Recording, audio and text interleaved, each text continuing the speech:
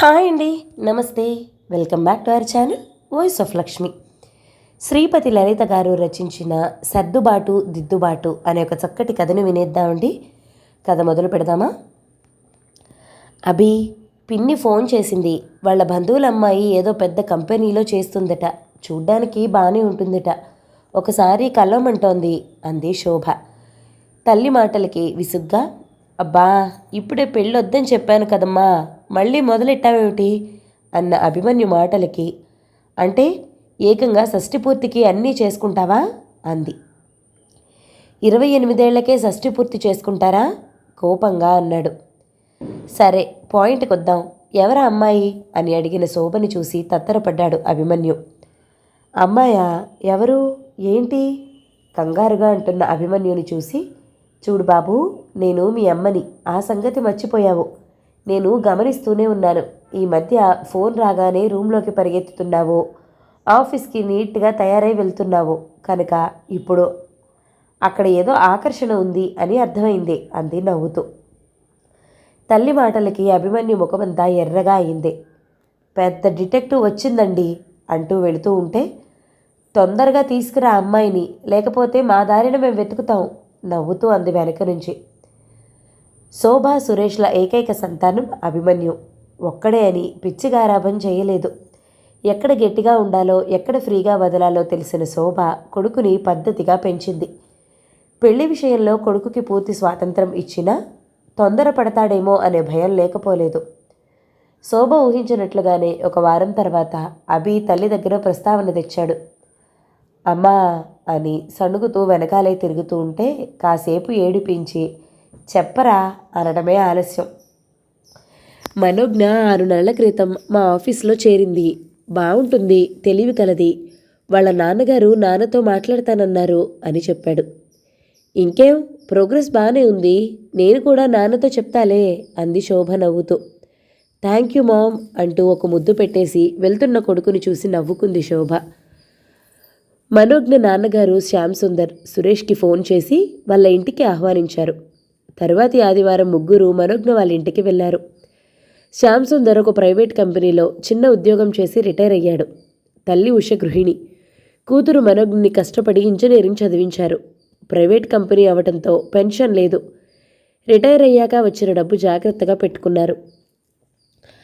అమ్మాయి పెళ్ళయ్యాక వీలును బట్టి చిన్న ఫ్లాట్ కొందామని అనుకున్నారు. ప్రస్తుతం అద్దె ఇంట్లో ఉన్నారు. ఇల్లు చిన్నగా ఉన్నా శుభ్రంగా పెట్టుకున్నారు. శ్యామ్, ఉష నవ్వుతూ వీళ్ళని ఆహ్వానించారు. ఇంట్లో చేసిన పకోడీలు, రవ్వలడ్డు పెట్టి టీ ఇచ్చారు. మనోజ్ఞ పెళ్లి చూపులు అన్నట్టుగా బిగుసుకుపోకుండా ఎప్పటి నుంచో పరిచయం ఉన్నట్లు చక్కగా కబుర్లు చెప్పింది. అభి అన్నట్లు అందంగా ఉంది, తెలివిగా ఉంది. కాసేపు ఆగి మనోజ్ఞ శోభని, సురేష్ని ఉద్దేశించి, అంకుల్, ఆంటీ, నేను ముందే ఒక విషయం చెప్పాలి. నేను మా అమ్మ నాన్నలకి ఒక్కతే కూతుర్ని. వాళ్ళ బాధ్యత నాదే. నా జీతంలో నుంచి నెల నెలా వాళ్ళ ఖర్చులకి ఇస్తాను.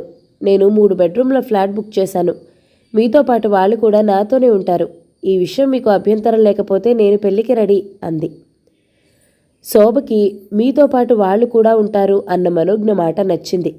ఆడపిల్లైనా మగపిల్లాడైనా పిల్లలు అమ్మా నాన్నల బాధ్యత తీసుకుంటావు అనటం మంచి విషయం. తనని ఇంత కష్టపడి పెంచిన తల్లిదండ్రుల బాగోగులు చూడటం పిల్లల కనీస కర్తవ్యం అనుకుంది శోభ. ఇంటికి వచ్చాక సురేష్తో అంటే అతను కూడా అలానే అన్నాడు. ఆ అమ్మాయిలో నాకేమీ లోపాలు కనిపించలేదు. వాళ్ళ తల్లిదండ్రుల్ని చూసుకుంటాను అనటంలోనే మంచి అమ్మాయి అని తెలుస్తుంది. నాకు ఓకే అన్నాడు. అందరి సమ్మతితో పెళ్లి జరిగిపోయింది. ఒక 4 నెలలు మనోజ్ఞ అత్తగారింట్లోనే ఉంది. ఆడపిల్లలు లేకపోవడంతో శోభ, సురేష్ ఎంతో ప్రేమగా చూసుకున్నారు. సెలవుల్లో అందరూ ఉషా, శ్యామ్ల ఇంటికి వెళ్ళేవారు. లేదంటే వాళ్ళైనా ఇటు వచ్చేవారు. ఉషకి వంట పని అంతగా రాదు. శోభ దగ్గరికి వస్తే, వదిన, మీ వంట ఎంత బాగుంటుందో శ్యామ్ కూడా అంటాడు. మా చెల్లి వంట ఎంత బాగా చేస్తుందో నువ్వు నేర్చుకోవచ్చుగా అని. ఇప్పుడేం నేర్చుకుంటానులే, మీ చెల్లి చేసింది తింటాను అన్నాను అన్న ఉష మాటలకి పొంగిపోయి, ఏం కావాలో చెప్పు ఉషా, చేస్తాను అనేది శోభ. మనోజ్ఞ కొన్న ఫ్లాట్ రెడీ అయింది. పెద్దవాళ్ళు 4 వాళ్ళకి తోచిన సలహాలు చెప్పి ఇంటిని అందంగా తీర్చిదిద్దారు. 3 బెడ్రూమ్ల ఫ్లాట్, ఒక రూమ్ అభి మనోజ్ఞ కోసం సిద్ధం చేస్తే రెండోది శోభ వాళ్ళకి, మూడోది ఉష వాళ్ళకి కేటాయించారు. ఎంత సొంత ఇల్లు ఉన్నా కొడుకు కొన్న ఫ్లాట్లో తమ కోసం కూడా ఒక రూమ్ ఏర్పాటు చేయటం శోభా సురేష్లకి చాలా ఆనందం కలిగింది. గృహప్రవేశం రోజున పిల్లలు పూజ చేస్తుంటే ఆ నలుగురు ఆనందంతో పొంగిపోయారు. అత్తయ్య, ఇల్లు ఇంత చక్కగా దగ్గర ఉండి అన్నీ చేసుకున్నాం, మాకు ఆఫీస్ కూడా బాగా దగ్గర, మనమందరం ఇక్కడే ఉందాం అన్న మనోజ్ఞ మాటలకి పొంగిపోయింది ఉష, కూతురు అత్తగారికిస్తున్న విలువను చూసి. అత్తయ్య వాళ్ళు ఎలానూ అద్దె ఇంట్లో ఉంటున్నారుగా, అది ఖాళీ చేసి ఇక్కడికి వచ్చేయమన్నాం అని అభి అంటే కొడుకు సంస్కారానికి ఉబ్బి తబ్బిబ్బయ్యాడు సురేష్. ముందు మీ మామగారు వాళ్ళని షిఫ్ట్ అవ్వమను, మేము వస్తాంలే అన్న తల్లిదండ్రుల్ని ఆరాధనగా చూశాడు అభి. అద్దె ఇల్లు ఖాళీ చేసి ఉషవాళ్ళు కొత్త ఫ్లాట్లోకి వచ్చారు. అందరూ మీరెప్పుడు వస్తారు అంటూ ఉంటే శోభ కూడా ఉత్సాహపడింది కొత్త ఫ్లాట్కి వెళ్ళటానికి. ఇల్లు అద్దెకిచ్చి మొత్తం మారిపోదామని శోభ అంటే సురేష్ ఒప్పుకోలేదు. శ్యామ్ వాళ్ళది అద్దె ఇల్లు, ఆ డబ్బు అప్పుకి కట్టుకోవచ్చు, మనది సొంత ఇల్లు, ఇంత సామాను అక్కడ పట్టదు, కొంతకాలం ఉండొస్తే మనకి పరిస్థితి అర్థమవుతుంది, అప్పుడు ఆలోచిద్దాం అన్నాడు ముందు చూపుతో. సురేష్ వారిస్తున్నా వినకుండా అందరికీ సంతోషంగా మా అబ్బాయి ఇంటికి వెళ్తున్నాం అని చెప్పింది శోభ. ఉత్సాహంగా వెళ్ళిన వీళ్ళని ఎంతో ఆనందంగా ఆహ్వానించారందరూ. మీరొచ్చారు, ఇంటికి కళొచ్చింది అంది సంతోషంగా ఉష. అవునమ్మా, పిల్లలు ఆఫీస్కి వెళ్తే మాకు బోర్ కొట్టేస్తుంది, మీరుంటే మనకి కాలక్షేపం అన్నాడు శ్యామ్ సురేష్తో చేయి కలుపుతూ. తర్వాత రోజులు సరదాగా గడిచాయి. అందరూ కలిసి కబుర్లు చెప్పుకుంటూ భోజనాలు చేయటం, గుళ్ళకి సినిమాలకి వెళ్ళటం, వాకింగ్ చేయటం 6 నెలలు అలా ఆడుతూ పాడుతూ గడిచిపోయాయి. శోభ చేసిన వంటలు లొట్టలు వేసుకుంటూ తిన్నారందరూ. రెచ్చిపోయి రోజు కొత్త టిఫిన్లు, భోజనంలోకి కొత్త వెరైటీలు చేయటం మొదలుపెట్టింది శోభ. సూపర్ బజార్ బిల్లులు ఎక్కువై అభి టెన్షన్ పడితే బీపీ షుగర్ ఎక్కువై శ్యామ్ సురేష్ మూలగసాగారు. మొదట హుషారుగా చేసిన శోభకు వంటలో ఉష సాయం ఏమాత్రం లేకపోవటంతో అలసటగా ఉండేది. ఉష కూర్చుని కబుర్లు చెప్పటం తప్ప కనీసం కూరగాయలు తరిగిస్తానని కూడా అనేది కాదు. శోభకేమో వంట చేసి పడేయటం తప్ప సర్దే అలవాటు లేదు. ఇక్కడ పనమ్మాయి ఒక్కపూటే రావటంతో ఇల్లంతా చెత్త చెత్తగా ఉండేది. ఏ టీ పెట్టుకోవడానికో వంటింట్లోకి వెళ్ళిన మనోజ్ఞకు ఆ వంటిల్లు చూసి పిచ్చెక్కిపోయేది. ఎవరిని అనాలో తెలియక ఆ కోపమంతా అభి మీద చూపేది. మొదట్లో రూమ్లో ఎవ్వరికీ వినపడకుండా జరిగిన మాటల యుద్ధాలు రాను రాను బయటికి అందరికీ వినిపించేవి. ఇల్లు శుభ్రంగా ఉండటం లేదని మనోజ్ఞ అంటే ఖర్చులు ఎక్కువయ్యాయని అభి అందరి ముందు అనటం మొదలుపెట్టాడు. ఆ మాట విన్నాక ఉష వాళ్ల వల్లే కొడుక్కి ఆర్థిక ఇబ్బందులు వస్తున్నాయి అని శోభ అనుకుంటే, కూతురు ఇల్లు శుభ్రంగా ఉండకపోవటానికి కారణం శోభ అని ఉష అనుకుంది. దానితో ఇద్దరి మధ్య చిన్న చిన్న మనస్పర్ధలు రావటం మొదలయ్యాయి. ఇది వరకు మీ వంట అద్భుతం అన్న ఉష ఇప్పుడు ఏమీ మాట్లాడకుండా తింటోంది. వంటంతా నేను చేస్తే కనీసం తినేసి బాగుందని అనకుండా లేచి చక్కా వెళ్ళిపోతుంది. నేనేమన్నా ఈవిడికి వంట మనిషినా? సురేష్ దగ్గర శోభ సనగటం మొదలుపెట్టింది. నువ్వే నేను వంట చేస్తాను అని మొదలుపెట్టావు, నిన్నెవ్వరూ బలవంత పెట్టలేదు శోభను విసుక్కుంటూ సురేష్ గట్టిగా అన్నాడు. నెలకి తెచ్చినవన్నీ 10 రోజుల్లో అవగొడుతోంది ఈవిడ అని ఉష శ్యామ్తో అంటే, వాళ్ళ అబ్బాయి సొమ్మేగా, నీకేంటి బాధ, చేసినవన్నీ బాగున్నాయని తినటమే కాక వదిన ఇవి చెయ్యి అవి చెయ్యి అని అడిగావుగా అన్నాడు శ్యామ్. రోజు సురేష్ పొద్దునే వెళ్ళి మధ్యాహ్నం వస్తుంటే ఎక్కడికి వెళ్తున్నారు అని అడిగింది శోభ.